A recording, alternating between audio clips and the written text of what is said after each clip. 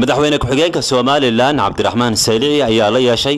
kulan xog waraysiga odayaasha waxgaradka madax dhaqameedada culimada iyo qaybaha kala duwan ee bulshada ee gobolka Togdheer waxaana ku helinayay madaxweyne ku-xigeenka kulankan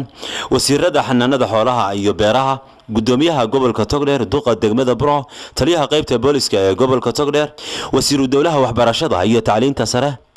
wasiiru dawlaha madaxtooyada iyo madax kale oo ka tirsan xukuumadda kadib markii uu soo idlaaday kulankani oo ay warbaahintu dibadda ka ahayd ayaa halka ka hadlay madaxweyne ku-xigeenka Soomaaliland Cabdiraxmaan Saylici oo ugu horeyn uga mahad celiyay reer Togdheer sida ay u soo dhaweeyeen iyo sida xogta faahfaahsan uga siiyeen gobolka waxaanu madaxweyne ku-xigeenku ku booriyay reer Burco inay gacmaha isqabsadaan si ay u gaadhaan horumar wax qabad kala cabar mayno intii taalkayga waan qabanay haday eerbood ahayd haday maartay wax kala ahayd haday mashaariicaha kale ee hay'adu noo qabanayaan priority-ga laga hadlayo taad ka hadasheen caasimada labaada iyo in halkan la soo dhigo dawladda qayb kamida naga maqnaa waa arin qorshaha noogu jirta waa arin aan ognahay culayska naga saaran mar walba ay bari wax ka dhacaan mar walba inaan ka soo dhaqaaqno Hargeysa ee culays nagu tahay waxa noogu jira qorshaha in booliska ama ciidamada maartay amniga ee muhiimka mar walba laga soo daadgurayno Hargeysa in halka xarun ay noqoto bariga noqoto qorshaha ku jirta wixii badan koob ay noo suura galaa qorshaha ka maqnay in halka noqoto xaruntii bariga caasimada labaadna aad iyo aad baad u mahadsantihiin waxaan isku ognahay sida wasiirka Cabdilaahi sheegay farinteedu waxa ahayd taad sheegteen oo aad runtii aad ugu farxanay in dad mid noqotaan oo ummad midaysan oo meel wada jeedo wax qabsan karta laba qof oo maartay isku calo hayni waxma wada qabsan karaan iyaguna waxa halka ka hadlay duqa degmada Burco Maxamed Muraad gudoomiyaha gobolka Togdheer Axmed Cumar Xaaji Cabdilaahi Xamarji wasiiru dawlaha wasaaradda waxbarashada iyo tacliinta sare Axmed Nuur Faahiye wasiirka xanaanada xoolaha Cabdi Aw Daahir waxaana hadaladoodii kamid ahaa madaxweyne ku-xigeenka iyo wafdigan waxaan ku soo dhaweynaa guri barwaaqo haddii maqasheen Burco lagu shiri doonaayo warda iyaga laftigooda ma ictiqaadsan Burco ku shiri doontaan shir ku qaban doontaan haynugu xasuusnina aynin maskaxda wax uga yardinaayeen reer Burco oo guriga gubi jiray ayaa reer soo maray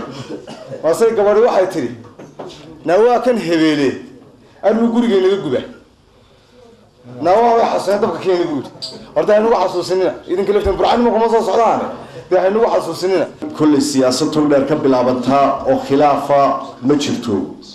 laakiin tiisa kulli Hargeysa oo in badan gambadha la iskugu fadhiyo ayaa duulduulka iyo firidhada ka soo duulaacay in kamid ku soo duushaa Burco ma jirto wax Burco gudaheeda ka bilaabma ma jiraan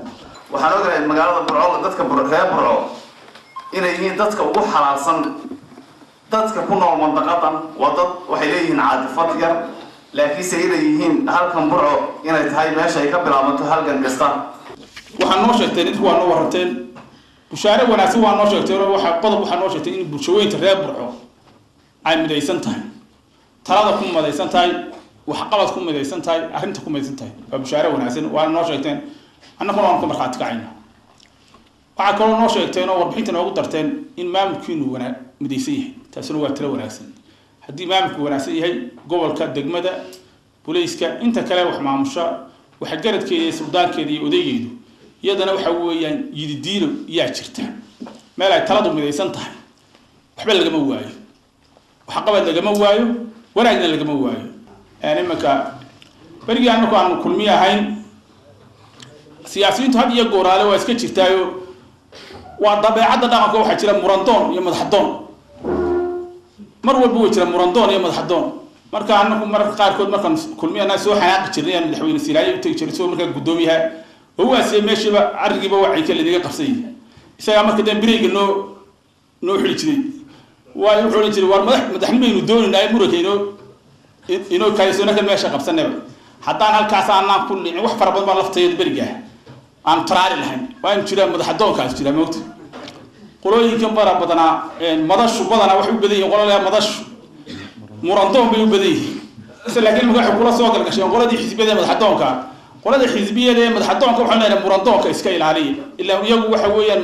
madax dooni maayaan dhanka kalena madaxweyne ku-xigeenka Soomaaliland Cabdiraxmaan Saylici ayaa saaka ka anbabaxay magaalada Burco isagoo ku sii jeeda caasimadda Soomaaliland ee Hargeysa Cabdi Maalik Muuse Aldon Somsad Burco.